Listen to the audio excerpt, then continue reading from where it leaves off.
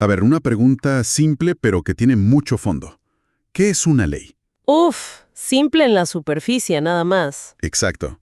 ¿De dónde saca su poder? O sea, ¿por qué una norma, solo porque un gobierno la escribe, ya es algo que tenemos que obedecer, incluso si nos parece, no sé, profundamente injusta? Es que esa es la pregunta del millón, ¿no? Y nos lleva directo al centro de la conversación de hoy, el concepto de derecho positivo. Que, en palabras sencillas, es la idea de que la ley es una creación humana. Y punto. Para bien o para mal, sí. Es una creación puramente humana.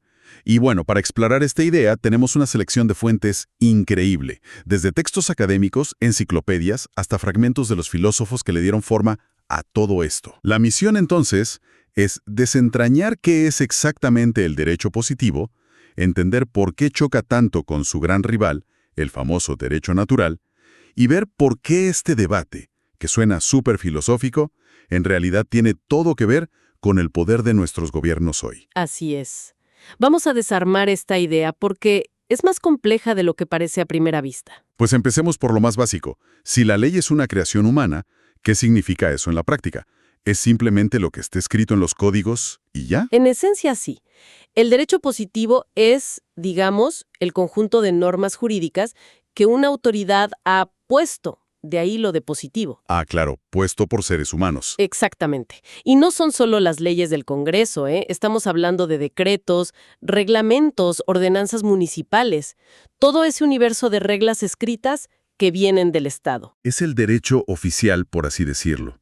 Y las fuentes marcan una diferencia muy clara con otras formas de entender la ley, ¿cierto? Totalmente. Lo separa de dos grandes ideas. Por un lado, el derecho consuetudinario. El que nace de la costumbre. Justo. Piensa en reglas de comercio que se usaron por siglos antes de que existiera un código. Nacen de la práctica, no de un legislador. Y la otra gran diferencia, la más importante, es con el derecho natural. ¿Qué es esta idea de que hay leyes superiores, universales, que no las inventamos, sino que las descubrimos con la razón? Principios como no matarás, cosas así. Precisamente. El derecho natural apela a una moral universal. El positivo dice, no, momento, la única ley que podemos aplicar y estudiar es la que los humanos acordaron y escribieron. Y hay un detalle práctico que mencionan las fuentes. Una ley positiva puede ser vigente o no vigente. Claro, y es clave. Una ley puede estar en un libro, ser derecho positivo de su época, pero si hoy una ley nueva la deroga, ya no se aplica. Es como una ley fantasma. Existe en el papel, pero perdió su poder. Ok, entiendo. Pero si la única ley válida es la que crean los humanos, eso nos lleva a un debate filosófico gigantesco. ¿Qué pasa si los humanos crean leyes, pues, terribles? Y ahí entramos de lleno en la gran batalla. Ius positivismo contra ius naturalismo. El gran clásico de la filosofía del derecho. Es el combate de fondo, sí. El ius positivismo es la corriente que dice, el único derecho es el positivo. Es una visión monista. Solo hay un tipo de ley, la que está puesta. Y su rival. El ius naturalismo, que defiende un dualismo. Para ellas hay dos órdenes jurídicos. Por un lado, el natural, esos principios universales. Y por otro, el positivo, las leyes humanas. Pero para un ius naturalista, las leyes humanas solo valen si no contradicen a las naturales, ¿verdad? Correcto. Si una ley positiva es, digamos, manifiestamente injusta, un ius naturalista diría que no es verdadero derecho. Y esta idea es antiquísima. Las fuentes la rastrean hasta la tragedia griega, hasta Antígona. Así, cuando ella desobedece la ley del rey para enterrar a su hermano, apelando a una ley no escrita de los dioses. Justo a eso. Apela a una ley superior. Y tiene un gancho moral muy fuerte, ¿no? Decir que hay límites que ningún gobernante puede cruzar. Suena muy bien. Entonces, ¿por qué el positivismo gana tanta fuerza en la era moderna? Pues en gran parte con el surgimiento del Estado moderno. Se necesitaba certeza, un sistema legal unificado. Los positivistas veían el derecho natural como algo, pues, muy vago, muy subjetivo. ¿Dependía de la opinión de cada uno? Exacto. Hay una frase brutal de Jeremy Bentham, uno de los padres del positivismo, que recupera uno de los textos. Decía que el derecho natural era simplemente una opinión privada disfrazada. Es un golpe fuerte. Y según las fuentes, el que le dio el golpe de gracia filosófico fue David Hume. Sí, Hume, con su famosa guillotina. Su argumento es demoledor. No puedes pasar lógicamente de un es a un debe ser. A ver, explícame eso. Solo porque observes que en la naturaleza el pez grande se come al chico, eso es un hecho. No puedes concluir que el fuerte debe dominar al débil. Eso es un debe ser, una norma moral. Destrozó la base de que podíamos encontrar leyes morales universales solo mirando el mundo. Ok, entonces, si eliminamos la moral del derecho, necesitamos una definición súper concreta, casi científica, de lo que es una ley. ¿Cuál fue el primer gran intento? El más famoso fue el del jurista inglés John Austin en el siglo XIX. Él propuso la teoría del mandato. Quería algo que se pudiera ver y tocar, empírico. Y su fórmula es esta. La ley es un mandato de un soberano respaldado por una sanción. Vayamos por partes.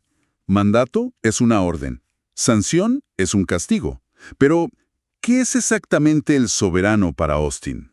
Y aquí está el núcleo de su teoría. El soberano es esa persona o grupo a quien la mayoría de la sociedad tiene el hábito de obedecer. Y, muy importante, ese soberano no obedece a nadie más. Es el jefe final, digamos. Entiendo. Es una teoría muy directa. La ley es lo que dice el que manda, y si no te castiga. Pero esto me genera un problema al instante. El ejemplo clásico que citan las fuentes. Un jefe de la mafia que controla un barrio. Ajá. Sus órdenes son mandatos. La gente le obedece por hábito y miedo. Él no obedece a nadie. Y sin duda hay castigos. Según Austin, las órdenes del mafioso son ley. Y ahí es donde la teoría de Austin empieza a hacer agua por todas partes. Porque intuitivamente todos sentimos que eso es lo contrario a la ley. Es la ausencia del Estado de Derecho. Claro. Le falta algo como legitimidad o autoridad. Exacto. Se basa solo en poder puro y hábito. Y además no explica un montón de leyes. ¿Qué pasa con la ley que te permite hacer un contrato o casarte? No son órdenes con castigo. No, te dan un poder. Te dicen, si quieres lograr esto, estas son las reglas. Justo. La teoría del mandato no explica las leyes que confieren potestades. Y tampoco encaja en las democracias modernas. ¿Quién es el soberano que no obedece a nadie? ¿El Congreso? No, está limitado por la Constitución. ¿El pueblo? Demasiado abstracto. La teoría de Austin parece hecha para una monarquía absoluta. Bien, entonces, el primer gran intento de un positivismo científico se cae con el ejemplo del mafioso y no explican la mitad de nuestro Código Civil. Parecía un callejón sin salida. Alguien intentó rescatar la idea. Absolutamente. Y aquí entra una de las mentes más brillantes y complejas del siglo XX, Hans Kelsen. Él vio los problemas de Austin y se propuso algo titánico, crear una teoría pura del derecho. ¿Pura? ¿Pura de qué? Pura de todo lo que no fuera estrictamente jurídico. Quería separar el derecho de la moral, de la política, de la sociología, convertirlo en una verdadera ciencia. ¿Y cómo lo logra? ¿Cómo soluciona el problema del mandato? Kelsen da un paso atrás y dice, la ley no es un mandato, que implica la voluntad de una persona. La ley es una norma. Y una norma no describe lo que es, sino lo que debe ser.